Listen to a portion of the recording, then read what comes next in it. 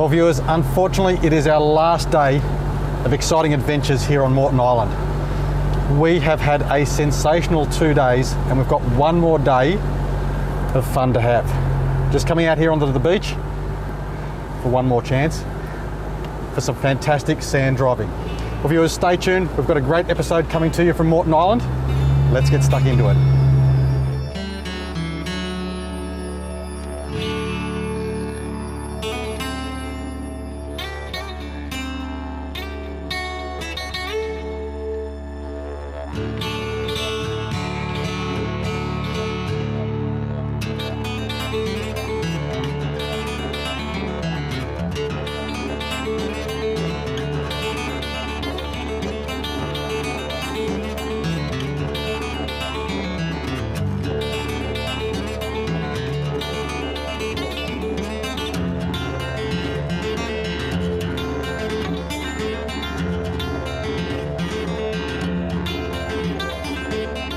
Your 4x4 is proudly presented by ARB 4x4 Accessories, Lightforce Performance Lighting, Berrima Diesel Service, Piranha Off-Road Products, Kmart 4-Wheel Drive Accessories, Brown Davis Automotive, Carryboy 4x4 Accessories, and HEMA Maps.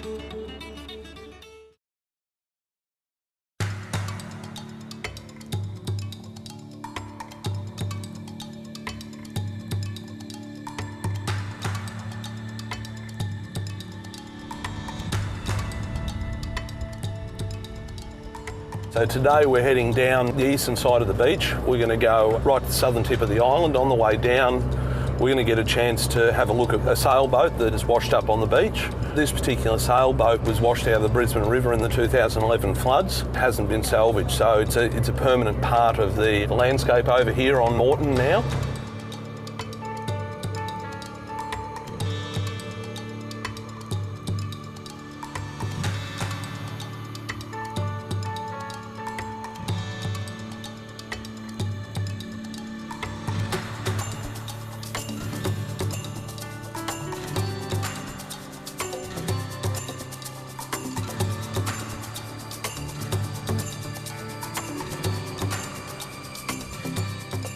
From there we're going to be heading further south to the big sand hills and then down to the oyster farm, which is one of the commercial operations on the island.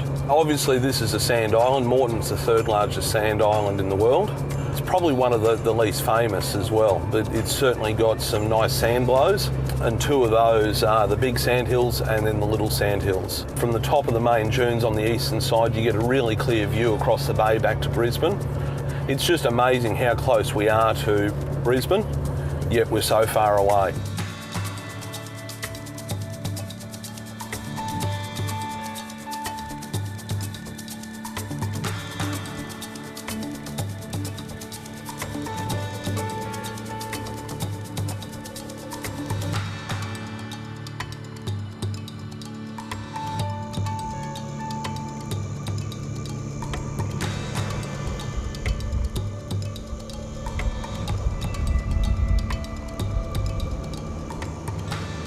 Well, I'll tell you what viewers, we have had an absolutely amazing time here on Moreton Island. The place is sensational. The opportunity, especially for Victorians, to drive on so much sand is an amazing thrill. It's an experience that you won't soon forget.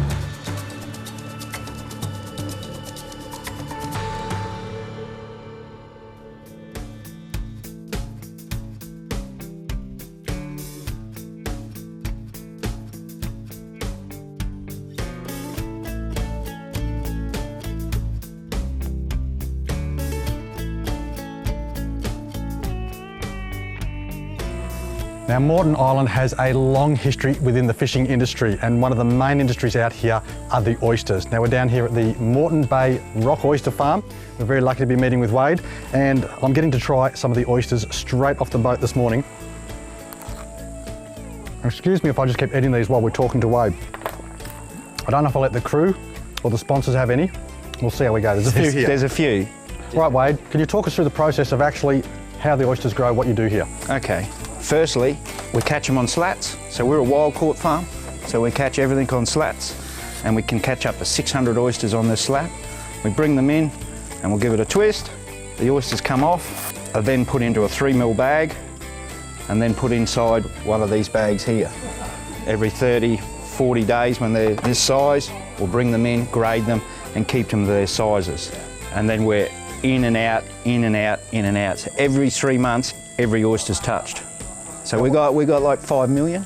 5 million oysters? Yeah. I'll see what I can do to that. Have a go. Now Wade, you mentioned that we're at the end of the season. Tell us about the oyster season. We generally start, our condition of our oyster starts in about September, maybe late August, and runs through to like February, March. But this year's been extremely hot, so they spawned out early on me this year. So it's right at the end, and you can see it by the oyster, but they still taste pretty good. Well, there's some nice fat ones here, and I say the taste is bloody good. They're fresh. Yeah, well, I can keep opening them for you too, you know.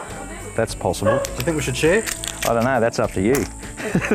And you do tours here for people, Wade? We do. It's not a big part of our business, but it is good for letting people know that there are oyster farms in Moreton Bay. We've got a clean environment, we've got good quality water. The market is so close to Brisbane, and as I was saying before, they're a sustainable product, and the trick is to sell them into Brisbane, low miles, so they tick all the green boxes. Well, I'd love to eat them all, Wade, but I think we should share. You should share some. So we'll get the crew over and let them make up their own minds. Why not? Anyone like to try an oyster? So, but yeah. Cool, what have we got here? Oysters, mate. Oysters. Kilpatrick? No Kilpatrick, no. Eat them natural. Fresh. No, but I always say eat oysters how you like them. Don't let people tell you how to eat them. Eat them how you like them. Thanks, Wade. They're awesome. No, you're welcome. Yeah. Thanks a lot, Wade. They're great. Too easy.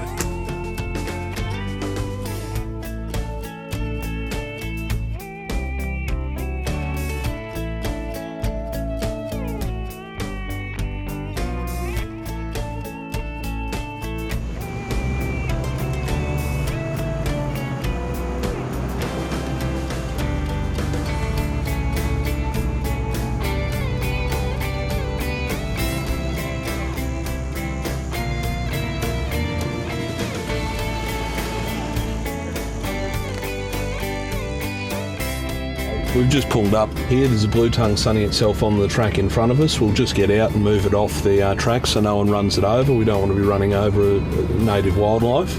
There's plenty of it here on Moreton Island, and it's nice to see it so relaxed in its natural environment.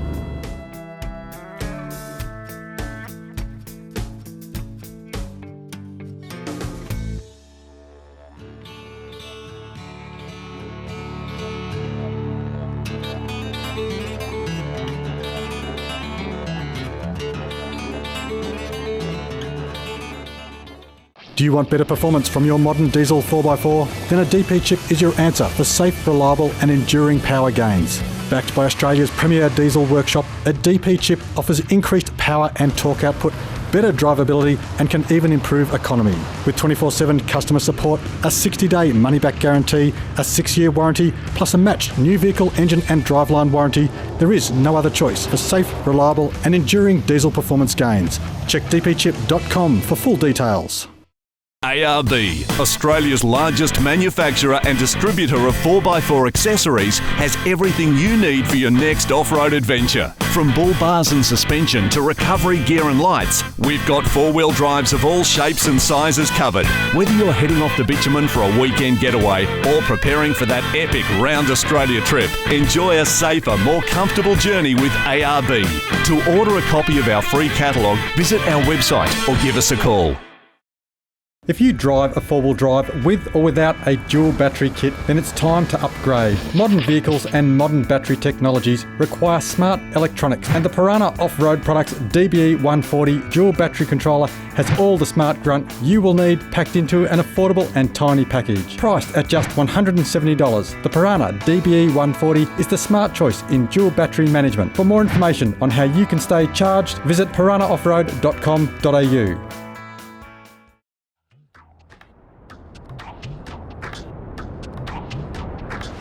Got a ute? Need more space? Need it to be safe and secure? And of course stylish? Then look no further than Carry Boy. Designed with the true lines of your vehicle in mind and the ultimate in functionality, a Carry Boy canopy will transform the look and performance of your utility. For more information on why Carryboy are the world leaders in canopy design, durability and practicality, visit carryboy.com.au.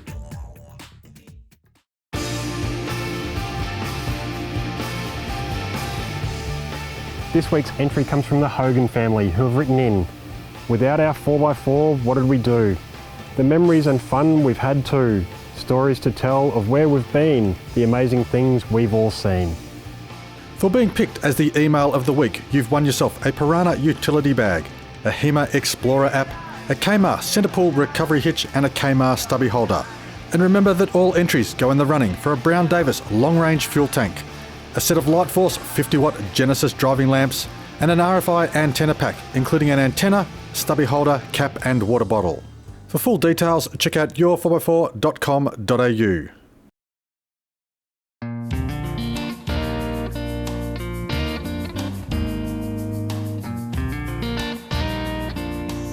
Emma, the oasis you've got set up here at Castaways is just sensational. You come in off the beach and this all just opens up. It's a fantastic setup you've got here. Tell us a bit about it. Welcome to Castaways, where we have our accommodation, convenience store and a restaurant. Very casual dining under the thatched roof, as you'll see. And the convenience store sells everything from fuel to four-wheel drive recovery equipment to all your basics for camping. And your slogan, escape the fake. We really are isolated here. It's a subtropical destination, but just the whole tourism factor of getting away from it all. Exactly, it is really that. You come away without your mobile phones. There is a bit of coverage, but not much, so we call it the digital detox. But it's just getting away from everything that's fake. You know, we don't serve cocktails. This island really is for the outdoor kind of people. Well, you mentioned the diversity of accommodation here with the facilities. Do you mind showing us through? Absolutely. Let's go and have a look.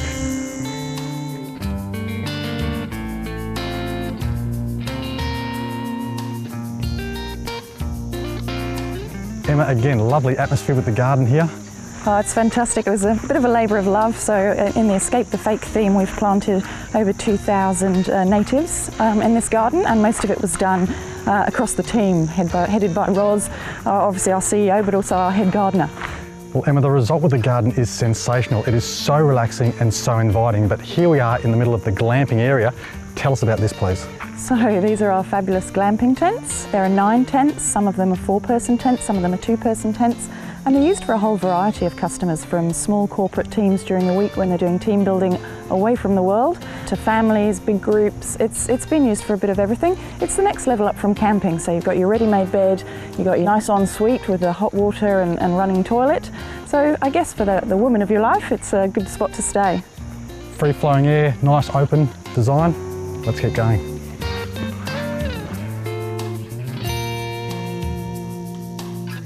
A credit to yourself and the team here at Moreton Island. The whole place is just so relaxing and inviting. That's kind of the aim. As I said, the dining's casual, no shoes. Shoes are optional if you like. The fire pit, the glamp kitchen, we've just tried to make it as easy and relaxing as possible, and you can forget that you're only just over the water from Brisbane. Emma, thank you so much for having myself and the team over here. We're thoroughly enjoying it. We've got more to do, but really appreciate the invitation. You're welcome. Come back anytime. All right, guys, let's get back to the adventure here on Moreton Island.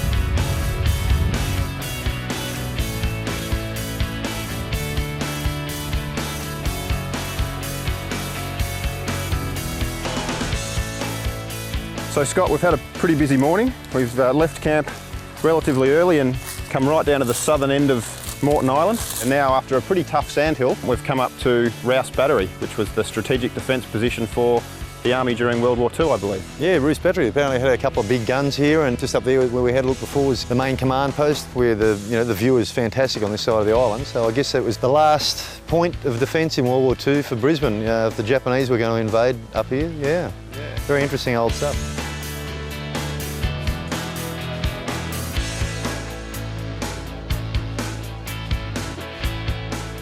Well, all of this was built for World War II.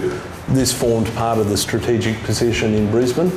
So you had the Rouse Battery here to the south, the Bribie Island installation to the north, and then you had the Cowan bunker on the western side of Moreton Island was the final defence for Brisbane. This fort here only fired one shot, and it was a signalling error. It was fired upon friendlies. But, this is a real piece of history close to Brisbane.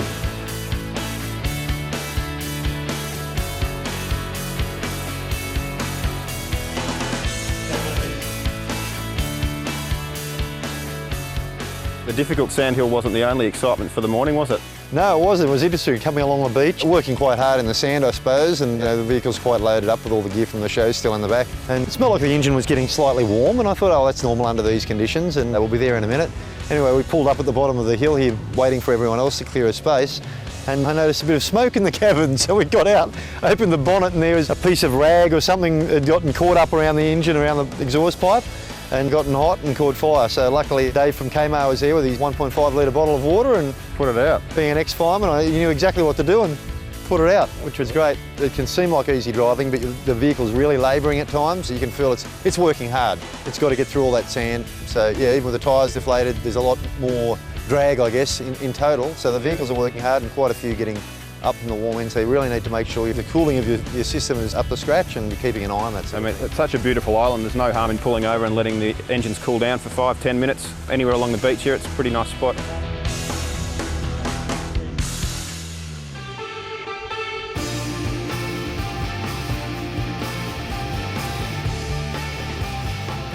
This week's first entry is this flexed up Defender. It's the family's first 4x4 and it's great for playing on the tracks.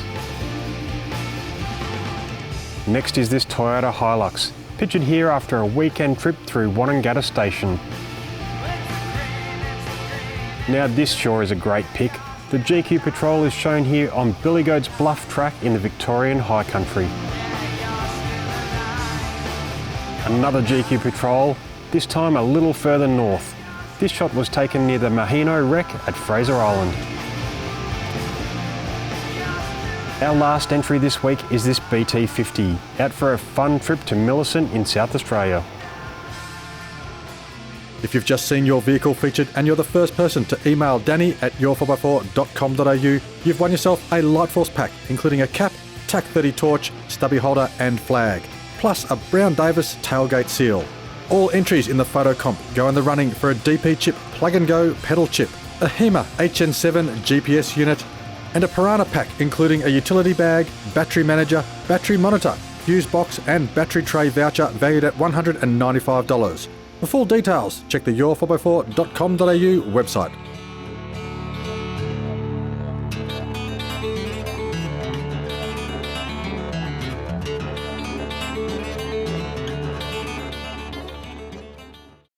Got a tough 4x4 tourer and enjoy hitting the tracks? Odds are you'll need some serious underguard protection and a heavy-duty long-range tank.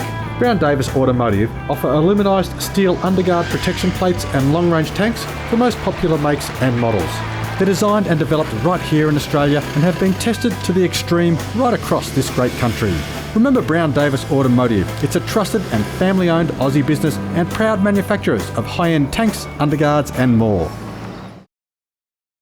Sometimes the front runners lead from behind, and when it comes to protecting your rear, Kmart are world leaders in rear end protection and tow bar combinations.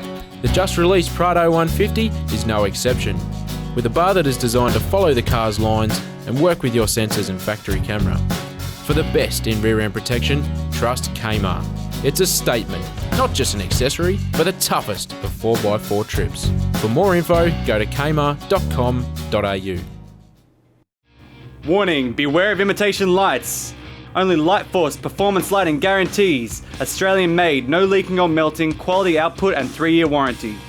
Unlike their imitators, Light Force lights feature peerless construction, leak-proof seals, impact-proof lenses and filters, vibration and fracture-resistant mounts and housings, and stainless steel fittings, outshining and outlasting their impersonators in every way. Often imitated, never replicated. Visit lightforce.com for the full range of authentic Lightforce lights. HEMA Maps have been exploring Australia for over 30 years to craft the most accurate maps possible for getting off the beaten track. Always looking to take the road less travelled, HEMA Maps uses a unique hands-on process to map Australia and constantly update their range of innovative navigation products. With the most reliable maps, GPS navigation systems and mobile apps, HEMA Maps empowers four-wheel drive touring and camping adventures like never before. HEMA Maps, prepared to explore.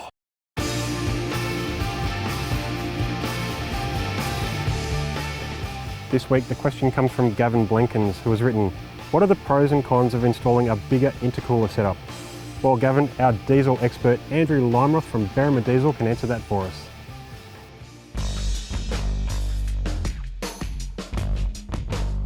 Like anything, any sort of accessory, do you have the need? You've got to ask yourself. Of course, you've got to have a turbo diesel. Some people, funnily enough, actually ask about intercooling, but they don't even have a turbo. So you do need a turbo. Why you would install an intercooler, of course, would be to give you the ability to increase a bit more power and get a bit more oxygen to the engine so that you can burn the fuel a little bit more efficiently. Depending on the model vehicle, you might have a top-mounted intercooler, and that would of course mean you've got a bonnet scoop model type of car. They're a little bit questionable as to the efficiency of those types of intercoolers. So they certainly actually do quite well with upgrades. Got to remember, you've got a very tiny slot, trying to get a lot of air in there, so they really aren't the most efficient type of intercooler design to start with. Probably if you're going to do that type of an upgrade, you'd want to definitely make sure you've got electric thermofans running so that you can actually get air to pass over it efficiently. If it was a front-mounted intercooler, they're probably still the best. Up the front means you've got a good profile of air going over the intercooler.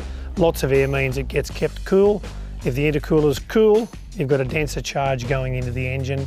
Denser charge of air, of course, means you can then put more fuel in to burn, and that's how you get the power.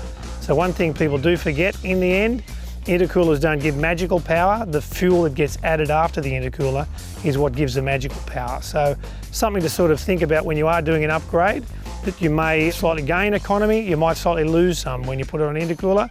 So really, like anything, check you need it first. If you need that sort of extra power, then go ahead. But if you're going to do it, make sure you do it once and do it properly, and probably put as big as you can actually get. For being picked as the question of the week, you've won yourself a DP chip pack, including a doll, cap, stubby holder, pen and keyring, plus an ARB pack including socks, a toaster and cooler bag. All Ask an Expert questions also go into the running for a projector, 600 watt pure sine wave inverter, a Travel Buddy oven, an ARB twin motor compressor and a $500 gift voucher from Kmart. For full details, check out your4x4.com.au.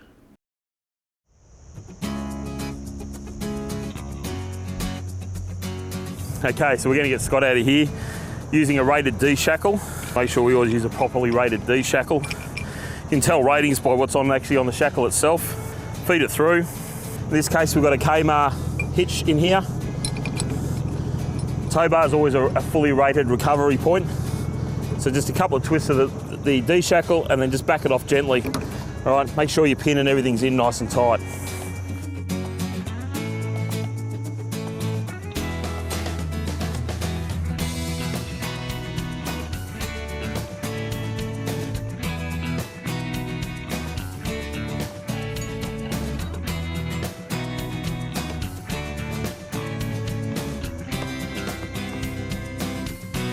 We'll jump in the car and we'll get him out of here. Good old Pathfinder, she's been stuck a few times today, hasn't she? All right, bit of communication. You there, Scott? Yep. All right, mate, we'll give you a gentle pull out and we'll get you going. Don't need a lot of power, we're in sand, so just a little bit of a gentle tug. There we go, and he's out. Just come up a little bit. Try not to drive back on your snatch straps, but just a little bit of reversing back. And she's done. Simple recovery. Main part is always to be safe about it. Make sure your straps are on half a turn, because what happens if they're done a full turn, they're just going to bind up and not come undone.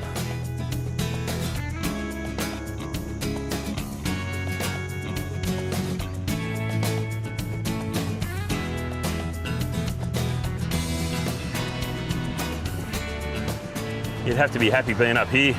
To finish off our wonderful 3 days we've had up here has just been fantastic. You know, we're back on the boat tonight, but it's just been a really enjoyable experience driving on the beaches. And you know, for people down in Victoria and places like that where we sort of don't get to drive on beaches in our place, it's just been fantastic. Had an absolute ball.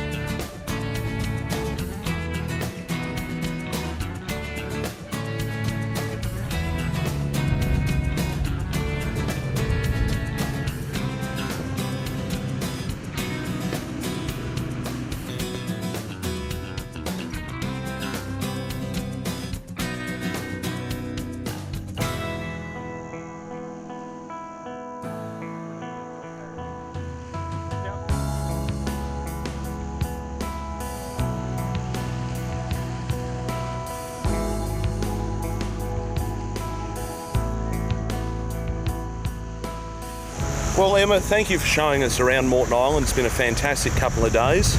It's been absolutely awesome. A huge thanks to Simon Christie and the team for a great week. The crew work extremely hard, but they have a lot of fun along the way, and we've had an amazing time showing them the best of Moreton Island. When I think about our last great 3 days here on Moreton Island, I think about the beach and the sea. That's what we've been doing the entire time. It's one of those spots where you can just pop across for a weekend and enjoy a good couple of days away from the offices and all those responsibilities we have back home. It is just a full holiday package. Everything has been just spectacular. I would come back and do it all again. Looking forward to getting my own car over here, bringing the family, spend a week here, just relax. The snorkeling, the open bottom kayaks, sandboarding, and just the general history of the area as well. Driving here is just hugely diverse, from obviously driving directly on the beach and down into the sea spray and right up into the dunes and the sand tracks. The great thing about this place is it's got a huge diversity of history as well. Like the tracks were put in World War I and World War II, and they're still here today. It's just incredible. It's like being on a deserted island. I've never been to Moreton before, and I heard many different stories about it, but here you're absolutely surrounded by white sand, blue ocean. Everyone smile, everyone relax. It's been an overall pretty good experience. I mean, I'd definitely come back here. White sand, blue water, fantastic place. Chris from Queensland 4-Wheel Drive has done a fantastic job in organising this with Emma and the guys from Moreton Island Adventures. The highlight for me has by far been the glass bottom boats last night. The way the fish come up to those LED lights was just absolutely magnificent. So many things you can do here. It's a fantastic place. I've really enjoyed myself. Unfortunately, we've got to get back on the barge and go home, but all good things must come to an end. But the beauty about it is we can always come back. So as you'll see, the team are getting ready to board the MICAT. We hope that they and you come and join us on Moreton Island again soon.